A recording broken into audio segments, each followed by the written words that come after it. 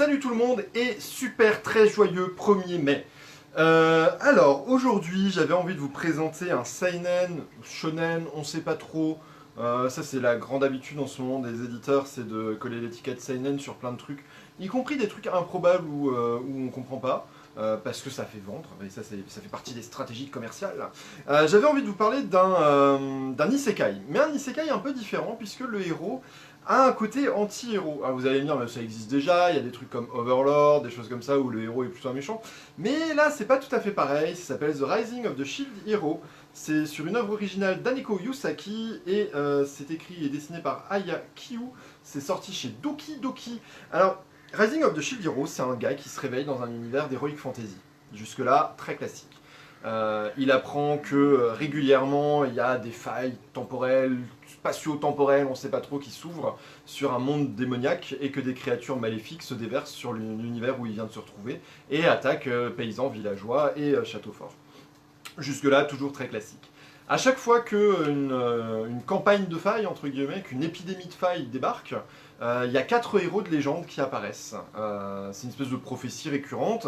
Il y a 4 grands héros, 4 grands guerriers extraordinaires qui débarquent, qui repoussent le mal et qui permettent à tout le monde de reprendre son petit bonhomme de chemin et sa petite vie bien normale et bien tranquille. Et lui, il fait partie de ces 4 héros. Parmi les 4 héros, il y a le héros à l'épée, celui à la lance, celui à l'arc, et celui au bouclier. Et lui, il se retrouve avec le bouclier. Manque de bol, dans la tête des gens, avec un bouclier à part te cacher derrière, tu fais pas grand chose. Donc oui, il est un héros de légende, mais il a hérité de l'arme la plus pourrie, en fait, de la bande. En plus de ça, quelqu'un va profiter de ce statut de héros un peu mal aimé et un peu pourrave pour le faire accuser d'un crime qu'il n'a pas commis, évidemment, sinon c'est pas drôle. Et à partir de là, lui il se dit, eh ben, puisque j'ai une arme toute pourrie, que tout le monde se fout de ma gueule et que je sers à rien, et qu'en plus on va me faire porter le chapeau pour des conneries, eh ben je vais me barrer. Hein, plutôt que affronter les hordes démoniaques et sauver le monde, moi j'ai cherché un moyen de me casser et de rentrer chez moi.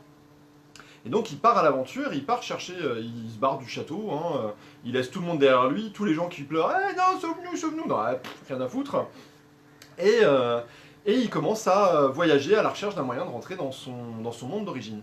Mais en chemin, il se rend compte d'un truc, c'est que les 4 héros sont les héros du roi et les héros de la noblesse. Et que dans la vraie vie, les paysans, eh ben, ils se font bien maraver la tronche par les orques, les gobelins et les dragons. Et que les soldats, bah, ils prennent bien cher aussi, en fait. En gros, il découvre que ces 4 héros de légende, ils sont plutôt des héros d'apparat, qui sont beaucoup là pour protéger les riches et les nantis, et que les petites gens, personne s'occupe d'eux.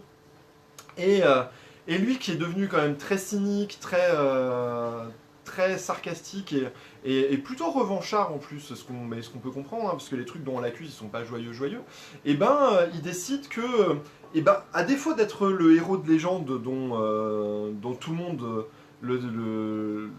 l'accusait, enfin dont tout le monde le qualifiait, et ben il serait au moins le héros des petites gens. Et donc il décide de commencer à sauver les paysans, les villageois, les soldats, etc., etc. Et il y a une espèce de rumeur qui commence à courir. Tout le monde connaît le héros au bouclier, qui est un gros enfoiré, qui est un assassin, qui est super nul. Mais il y a une légende qui commence à courir sur un autre gars, qui a aussi un bouclier, qui lui sauve tout le monde. Mais dans la tête des gens, c'est évident que ça peut pas être le héros au bouclier, puisque le roi a dit que c'était un salopard. Et de là démarre en fait toute l'aventure de ce héros qui va chercher un moyen et de rentrer chez lui, et surtout un moyen de renverser un petit peu les codes et l'ordre établi dans cette société, pas super bien foutu. À côté de ça, il y a une petite série qui est sortie, un petit spin-off qui s'appelle Anthologie Ensemble avec Raftalia. Raftalia, c'est un des personnages secondaires de la série, qui a eu droit à un petit spin-off avec plein de petites nouvelles. C'est un recueil de nouvelles autour de la caution fanservice du manga, hein, parce que c'est clairement la caution fanservice du manga, Raftalia. C'est bien dessiné, hein, c'est un manga qui est bien gratté, plutôt bien écrit en plus pour le coup. J'ai bien aimé l'univers, j'ai bien aimé ce héros aussi qui est loin d'être... voilà une idée du dessin un petit peu, c'est elle, Raftalia. Qui est loin de cette espèce de parangon de vertu auquel on est habitué dans les isekai de genre Kirito, qui est un héros irréprochable et extraordinairement trop beau et trop fort.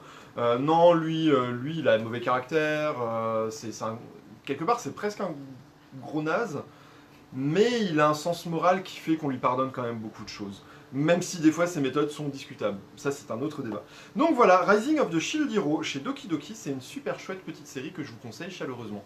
Sinon, pour ceux qui travaillent, je pense que beaucoup d'entre vous vont être maintenant en week-end, alors je vous souhaite un excellent week-end. Et à tous les autres, bon week-end aussi. Prenez tous soin de vous, faites bien attention à vous, je vous fais de gros bisous et je vous retrouve demain. Ciao ciao!